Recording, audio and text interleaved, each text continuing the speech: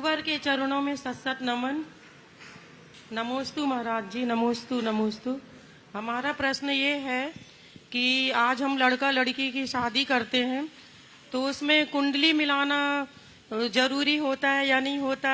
कहीं बोलते कि गुण नहीं मिल रहे, कहीं बोलते कि गण नहीं मिल रहे, तो इसका क्या समाधान है? इस विषय में मेरी विचारधारा बिल्कुल अलग है। हालांकि बहुत सारे लोग हैं जो कुंडली मिलाने पर ज्यादा जोर देते हैं, पर मेरा कुंडली पर विश्वास बहुत कम है। मैंने ऐसे अनेक जोड़े देखे हैं जिनने 36 गुण मिला करके विवाह किए और आज भी 36 का आंकड़ा है। और ऐसे भी बहुत जोड़े हैं जिनने कोई कुंडली नहीं मिलाई पर अंदर का दिल मिला हुआ है। मुझसे पूछो तो मैं कहूंगा कुंडली मिले न मिले, मन मिलना चाहिए। आपको किसी को देखते ही मेंटल वाइब्रेशन हो, खिंचाव आ जाए, समझ लो मेरी कुंडली मिल गई, यहां कर लेना चाहिए।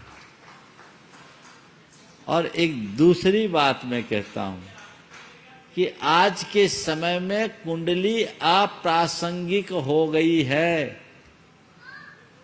क्योंकि जन्म का स्थान ही नियत नहीं, जन्म का काल भी नियत नहीं। अब तो उल्टा ये भी हो गया कि पहले जन्म पत्री बनती, बाद में जन्म होता है। नॉर्मल डिलीवरी तो होती ही बहुत कम है। जिसकी सीजर हुई है उसकी कुंडली का कोई मतलब है? बोलो प्रद्युमन, एक ज्योतिषी बैठे हमारे पास, हाँ, कोई मतलब नहीं है ना। हाँ, तो उस कुंडली को मिला के करोगे क्या? और व्यक्ति यहां रहा, उसका जन्म होना है कोलकाता में, एक दिन पहले उसको ले जाया गया है कोलकाता में, वहां उसकी सर्जरी हो रही है, उसका इष्टकाल कलकत्ता से निकलेगा, वहां के अक्षांश देशांश से निकलेगा, पूरी जन्म पत्री बदल जाएगी। अब इस कुंडली के आधार पर किए गए फलादेश का मायना क्या है? कुंडली तब सही मानी जाती जब नैसर्गिक जन्म और नैसर्गिक स्थान होता। कुंडली में सबसे ज्यादा महत्व होता है जन्म समय और जन्म स्थान का। समय भी सही नहीं, स्थान भी सही नहीं, तो कुंडली कहां से सही होगी? और एक बात बताओ, एक अस्पताल में 11:10 में 10 बच्चों का जन्म हुआ, कुंडली एक बनेगी कि नहीं बनेगी? राई रत्ती का अंतर नहीं होगा कुंडली में, पर जीवन में जमीन आसमान का अंतर हो जाएगा। फिर उस कुंडली का मायना कहां रहा?